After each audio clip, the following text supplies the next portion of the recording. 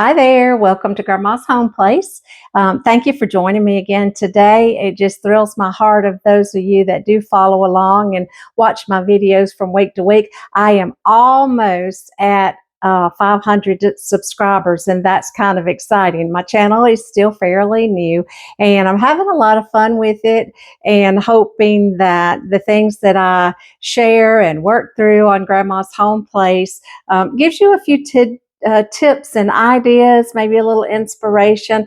I'm not a professional at anything really, but God has given me what skill and knowledge I have to take care of my home and to do different things. But today, we are not going to clean or repair or work in the garden or do yard work, which I really need to do, but we're going to make something special. So the question is, here we are already the first week of October, and it's when many of us like to start thinking about Christmas and Christmas gifts and things that you would like to give your loved ones or people that you really care about. Today, we are going to make a little simmering pot potpourri. And we're going to go through the steps. I have this cute little tag, and I'll tell you about that too, about where you can get that or even make one yourself. But I think they're so cute, and it's got all the ingredients for a person to put in a pot and simmer and make their home smell just delightful for the holidays or anytime. And then they have a neat little jar that they can use to store things in too. So let's get started, and let's make one together. So first off, we have to have all of our essentials laid out. But to make our potpourri, first off, you need a jar. And I had a couple of different jars, and this one, a couple of them that I have the wooden tops, and it's got the little rubber ring around the edge. I don't know if you can see that. I think this one had a candle in it, and I saved it from that and cleaned it out. This one is just the typical little, I don't know if you call it apothecary jar. Probably also had a candle in it, but I found this one at the thrift store for like 50 cents. It was really cheap. And then I found this style, which is like the one that I have already made up. It's just got the little wooden top also and has the little rubber ring to make it airtight. I found these at Walmart. I can't remember what I had to pay for them, but they were very inexpensive. And this is a good size to put your ingredients in. Now, for the ingredients that we need. The first thing that we need is dried oranges. Now, these are my dried oranges, and you can see how thick that I cut them. I have a dehydrator. Oh, they smell really good too. I dehydrated these. I don't remember. I think I only had 3 oranges, and it made this little bag of them. I have more to dry in case I need more of them. But if you don't have a dehydrator, that's perfectly fine too. You just get your oranges, slice them, like I say, just, I don't know, 1/8 to 1/4 inch thick. Lay these on a cookie sheet that you have parchment on. Just lay them out flat. Put them in an oven at 200 degrees and let them stay in there at least 2 hours, and you might need up to 4 hours, but you don't want them to burn because then it wouldn't be pretty, and it also wouldn't smell very nice. But just after the 2-hour mark, just start checking them. You might even flip them over, and when they get that hard dry like these, you can see how hard, they're just hard and dried. All of the liquid is out of them. So you can use oranges. You might want to slice apples. You can do the same thing with apples. Some people also put lemons in their potpourri mixes. But for today, I am using oranges. And then I just went to the store because when I made up this one already, I didn't put cranberries in it. A lot of people put the whole fresh cranberries, but since it is a couple of months before Christmas, I didn't want to put fresh ingredients. I wanted everything already dried. And then, of course, when it goes in the pot, it will rehydrate, and then you'll get all of your scent. but I wanted it to last. And I'm afraid if you put fresh ingredients, it might perhaps mold if you make them up ahead of time. If you're going to make it and give it within a week, you can use fresh ingredients, fresh cranberries, fresh all of the stuff. You can even put an orange on the top, and they can slice their own orange and just put fresh in there. So there's so many different ways. So, okay, we have our oranges, and then I bought cinnamon, and I found this big tub of cinnamon also at Walmart. But before I found that one at Walmart, I started picking up cinnamon because I knew I wanted to do this. My fingers, I drop everything to you. But I have a couple of other different smaller things of cinnamon. This is the cinnamon sticks, not the ground cinnamon. Then the other thing we need is cloves. These are whole cloves. You can find them at the grocery store, or also you can get them at Walmart as well. So already we've got oranges, cinnamon sticks, and cloves.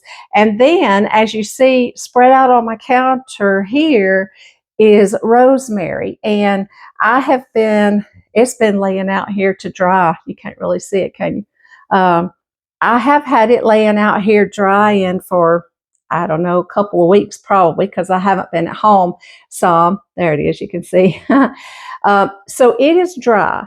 And again, the fresh in the little potpourri jars does look very pretty, but so does the dry. And then also, because I didn't want to use fresh whole cranberries, I went to the Dollar Tree and I found this little bag of dried cranberries.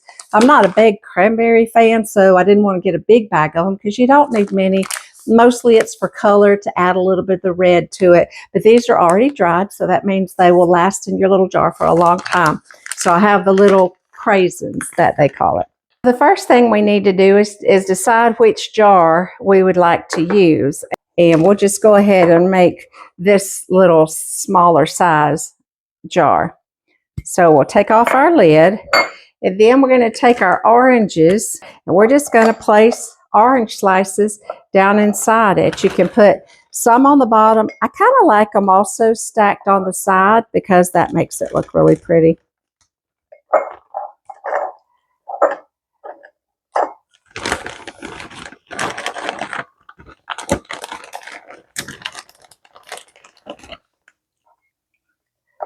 Yeah, that one's kind of broken. I'm going to put one that's another full one. You don't even have to put quite this many. Just a few is enough.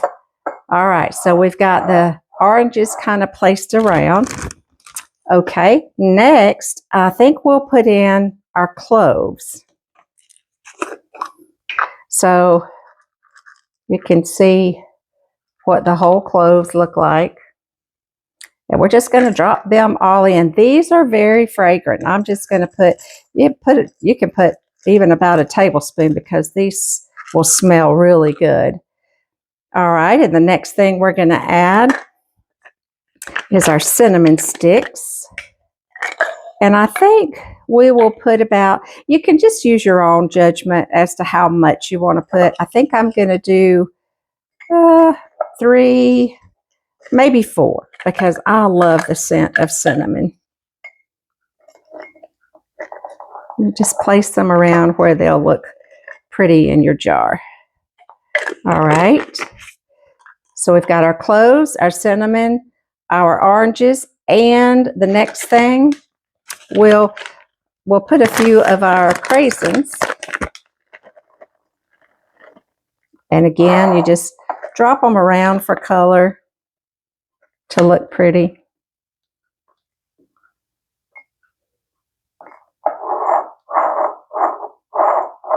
Maybe we could use just a few more right along here. All right.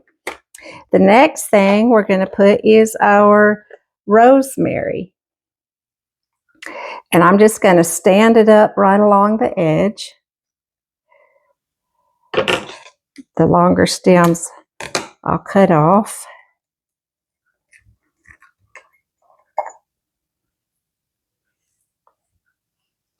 You know, homemade Christmas gifts, homemade, handmade, A lot of times these things are things that people will just be able to use and not store up something that they're not going to use and it just takes up space. It is something that they can um, use and utilize. And like I say, then have a neat little jar afterwards. All right, so got a little bit of a glare, but you can see our rosemary, the oranges, cranberries, and of course inside has got the craisins.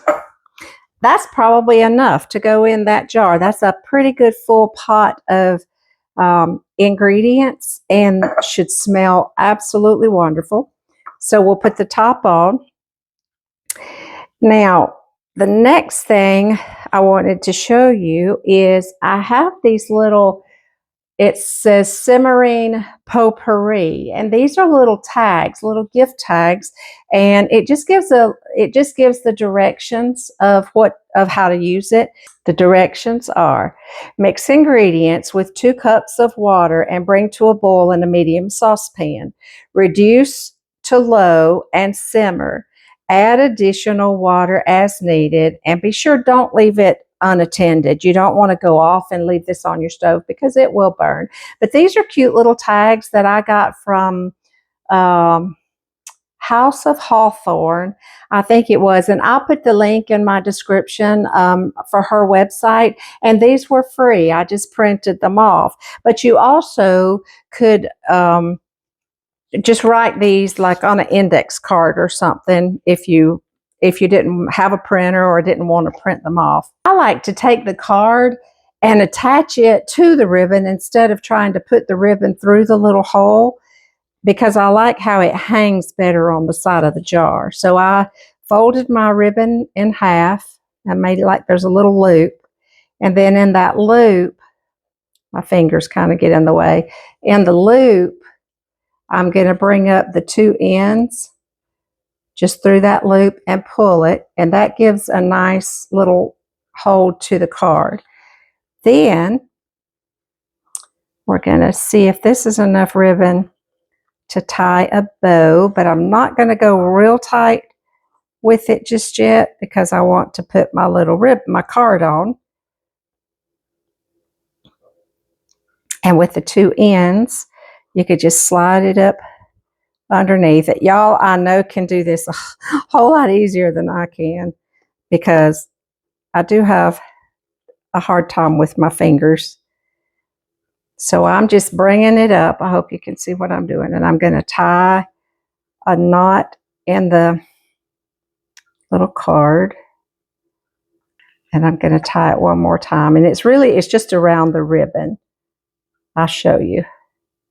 So at this point, I've just tied my instruction card onto the edge of the ribbon. And you can slide it back and forth if you need to. So you just work with your bow to make it pretty. Y'all may be much better at tying bows than I am, but presentation of your gift is really the key, because the prettier it looks, the more high-end it looks, and just looks like you've put a lot of time and effort and money into it when technically you have not. All right, I'm just going to cut little angles on my ribbon. So there we have it. Cute little Simmering Potpourri gift that you can give to someone. Whether you could give these, you could give them to siblings or your neighbors, your teachers. There's just so many different people that I think would enjoy this, because we all love to have our house smell nice. So this is our little gift. I've got 2 of them made already, and we will make a few more and have them ready to give as Christmas gifts. So don't wait till the last minute, y'all. Christmas is going to slip up on you if you do. So the quicker you can make things ahead of time and have them ready to give, by the 1st of December, you could have everything ready so that you can enjoy the season. I think that's the biggest thing, is to be prepared and be ready. And that way, when the true holiday comes, you truly can relax and enjoy the season, enjoy your family and your friends. So get get to making some little homemade, handmade, inexpensive gifts. That will mean a lot.